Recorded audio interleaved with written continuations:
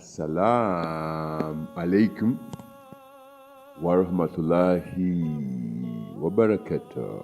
Human beings, good morning, good afternoon, and assalamu alaikum wa rahmatullahi wa barakatuh to every living human being on Mother Planet Earth. Humanity, human beings, you are all living Muslims, living on Mother Planet Earth. Today, this video, this recording is mainly purposely to my most beloved children of the Gambia. My beloved children of the Gambia.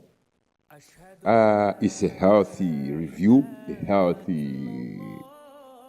a healthy review. We are looking at health and how should we as Muslim nations look after our children, new baby born children.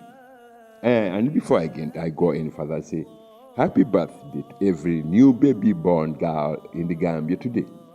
And happy birthday to every new baby born boy born today in the Gambia.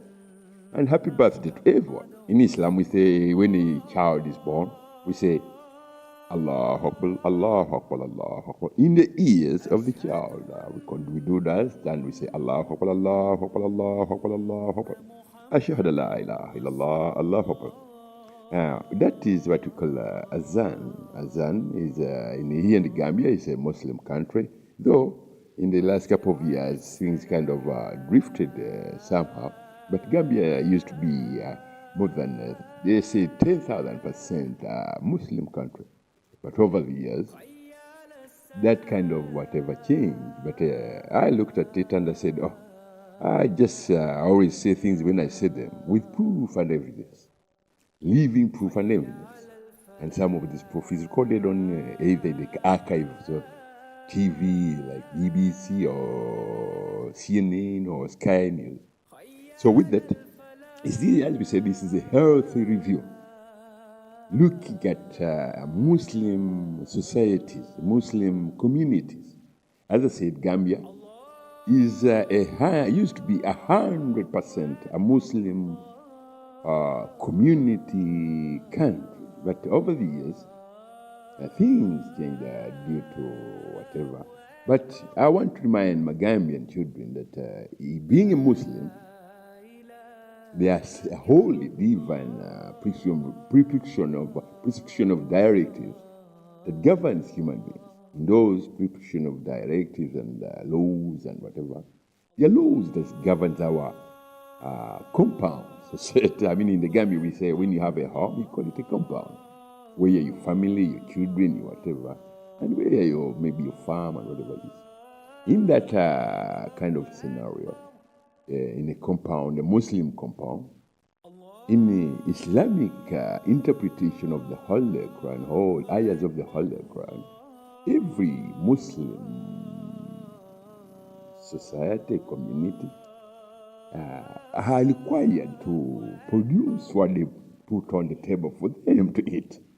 You have to go in the farm, plant the vegetables, plant whatever that makes your people healthy, makes your children grow in a very healthy without being kind of affected by other factors like that thing that, for instance, if I was to tell you that any foods that you are pre-packed or what we call pre-packed foods, these are things that they tinned food. Most of these tinned food, which are in tins, they contain preservatives, artificial preservatives or additives, colors and what have you. The human body does not know and does not have the mechanism and the people does not know how to move these preservatives and what additives from a human body.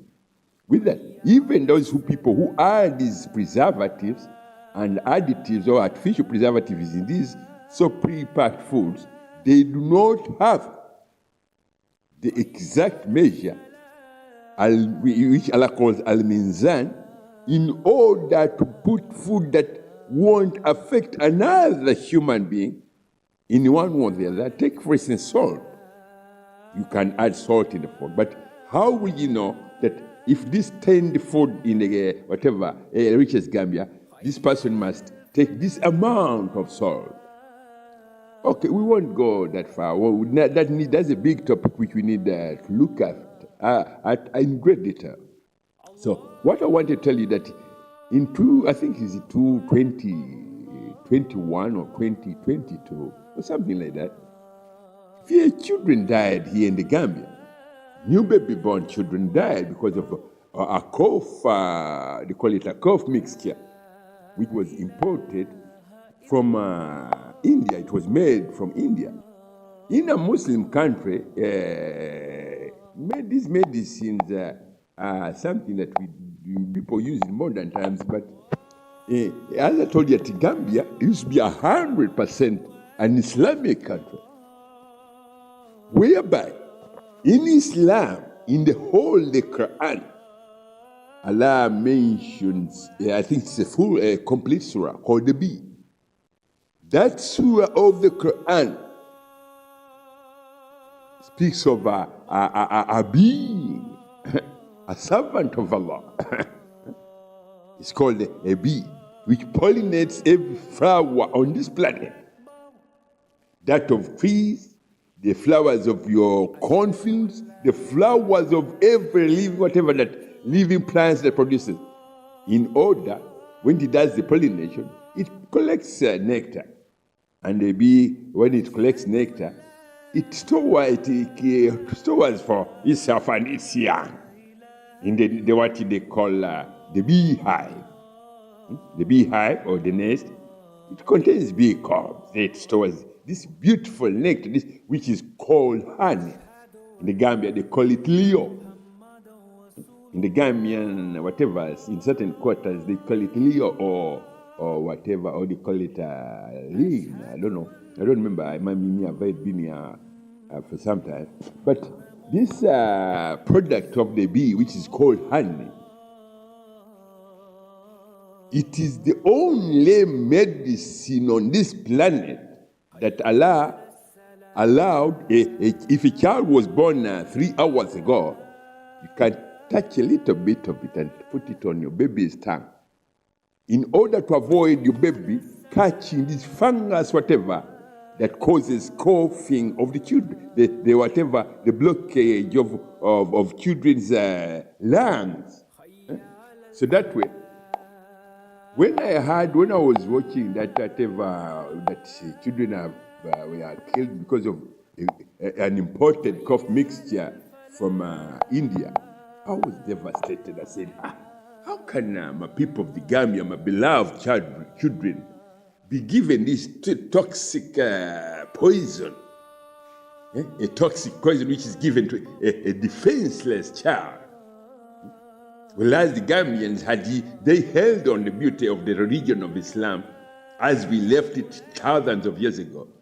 You wouldn't have had this so-called thing which are brought in by the Qadianis and the Ahmadiyya and the Shia.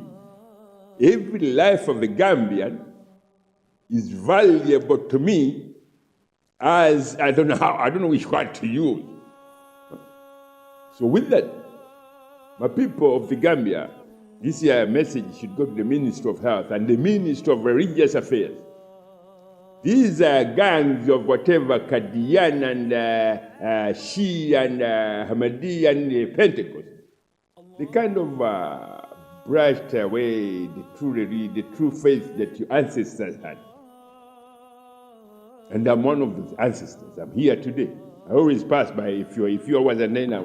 But just remind that do not allow this whatever in the Gambia. If you're Muslim, follow the traditional way of surviving, because it's more cleaner and it costs less than importing higher cough mixtures and many pharmaceutical products, which may end up killing my children in the Gambia, and I don't like that.